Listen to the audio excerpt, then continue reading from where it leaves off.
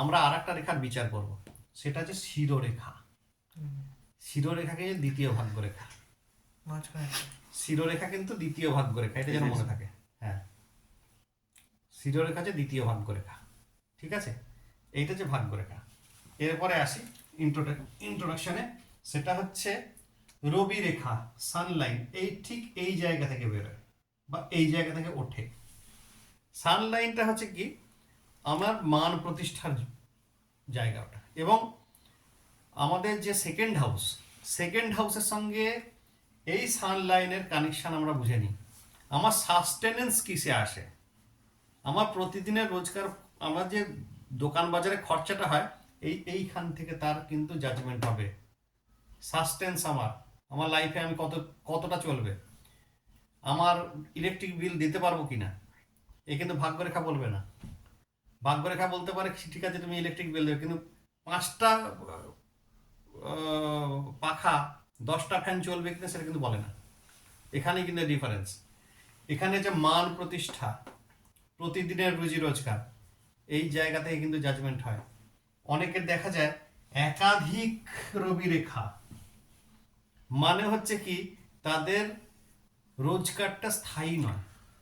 যখন যে রেখাটা প্রমিনেন্ট হয় সে তখন সেখান থেকে রোজগার করে নেয়, কিন্তু তাকে রোজগার দিতে থাকে, কিন্তু কোনো পার্টিকুলার একটা সেগমেন্ট হবে না, তার কিছুতেই হতে পারে না। আর একাধিক রবি রেখা মানে হচ্ছে সে কখনো হয়তো ধান বিক্রি করেও রোজগার করতে পারে, কখনো হয়তো সে চামড়া জুতো বিক্রি করেও রোজগার করতে পারে, কখনো আবার টিচারও বনে যেতে পারে। যখন যেটা পাই তখন যেটা সিজনাল বিজনেস কিন্তু তার। পটল বিক্রি করছে, আবার ছেলেও পড়িয়ে দিচ্ছে যখন যেটা হচ্ছে। এটা কিন্তু ঘটনা। একাধিক ভাগ্যরেখার কিন্তু এই এক দুর্গতি, কোনো একটা সেগমেন্ট থেকে তার রোজগার হবে না। ঠিক আছে, ভাগ্যরেখা মিটে গেল। এরপরে এসে মণিবন্ধ রেখা। মণিবন্ধ রেখার প্রথম যে রেখাটা, এখান থেকে বোঝে তার স্বাস্থ্যের অবস্থা। এখানে যে স্বাস্থ্য, এইখান থেকে আসে তার পারিবারিক, মানে কতটা পারিবারিকভাবে তার অর্থনৈতিক অবস্থা, পারিবারিক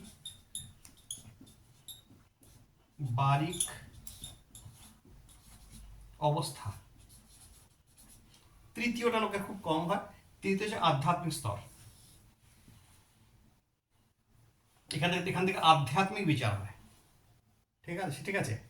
এরপরে আসি বুধ রেখা। অনেকে স্বাস্থ্য রেখা বলে, মানে স্বাস্থ্যের সঙ্গে কিছুটা কানেক্টেড হয়, যেহেতু মঙ্গলের সঙ্গে কানেক্টেড সেই কারণে বলা হয়। এই তিনটে যে প্রধান রেখা, তার মধ্যে একটা হচ্ছে ভাগ্য রেখা, একটা হচ্ছে সানলাইট, একটা হচ্ছে বুধ রেখা। এইভাবে যায় অনেকের, বা কারো কারো মাঝখানেও থেমে যায়। প্রায় কম বেশি সকলের হাতে প্রায় পাওয়া যায় এটা। বুধ রেখার কাজ হচ্ছে, এখানকে বোঝা যায় তার যে টাকাটা সে রোজগার করে আনছে, সে টাকাটা রোজগার কতটা করতে পারবে, সেই টাকাটা সেভিংসে রাখতে পারবে কিনা বা কাজে লাগবে কিনা, এই রেখাটা বলবে। কিন্তু যেটা রোজগার করে আনছে, হ্যাঁ, এই রেখাটা যদি ভাঙা হয়, তার টাকা কিন্তু লোকে খেয়ে নেবে। রোজগার সে করছে, মানে মজা অন্য লোকে লুটছে। এটা যেন মনে থাকে। এটা যদি ভাঙা হয়, ভাগ্য রেখাও যদি ভাঙা হয়, রোজগার সে করছে, টাকা পয়সা কিন্তু অন্য লোকে মেরে খাক, তার মাথায় হাত বুলিয়ে খাক, এটা কিন্তু হচ্ছে। এটা কিন্তু একদম সিগন্যাল। ভাঙা হলে আর উপর থেকে গিয়ে যদি স্টপ হয়ে যায়, তারপর থেকে অন্য জায়গায় আমি দেখবো। মানে সে একটা জায়গা থেকে রোজগার করছিল, ধরে মানা গেল যে ভাগ্যরেখা এরকম উঠতে গিয়ে এখানে দাঁড়িয়ে গেল, মানে কোনো একটা সেগমেন্ট থেকে রোজগার করছিল। বললাম না, একদিন পতাকাতে উঠলো যে হঠাৎ খুব ভালো পড়াচ্ছিল, 340, 300, 400 তার স্টুডেন্টের সংখ্যা নামতে আরম্ভ করলো, মানে ওই সেগমেন্টে তারা রোজগার নেই।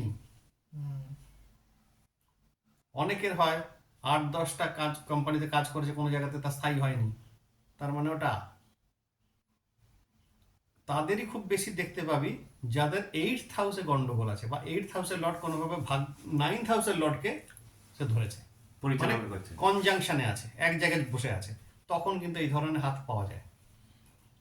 কোথায় অ্যাস্ট্রোলজি আর পামিস্ট্রি কোথায় এক হয়ে যায়, ওইখানকার সিগন্যাল এখানে ধরা হয়, এবং এটা কিন্তু 100-100 প্র্যাকটিক্যালি ধরা পড়ে। প্র্যাকটিক্যালি ধরা পড়ে। 100-এ 100, কোনো রকম মানে অন দ্য ক্যামেরা বলছি, এটা কিন্তু পাওয়া যায়। হাতে গন্ডগোলে জন্মছকের 8th লর্ড কোনোভাবে কিন্তু ম্যালিফিক অ্যাফ্লিক্টেড করে বাকি প্ল্যানেটগুলোকে, এটা হচ্ছে ঘটনা। ঠিক আছে, এইগুলো মোটামুটি এটা হচ্ছে হাতের রেখা। এরপরে আসি আরো কয়েকটা বিশেষ বিশেষ রেখায়। সূর্যের উপর বুধ রেখা। একটা পাওয়া যায়, এটাকে রিং অফ সলোমন বলে। এর নাম হচ্ছে ring of Solomon. Ring of Solomon মহারাজ মানে রাজা সলোমনের হাতে, যিনি সলোমন যে কিংডম তার প্রতিষ্ঠা করেছিলেন। ঠিক আছে, তো এই ওনার হাতে এই রেখাটা ছিল। এই রেখাটা যে ধর্মের রেখা বলা হয়, প্রচেষ্টা বলা হয়,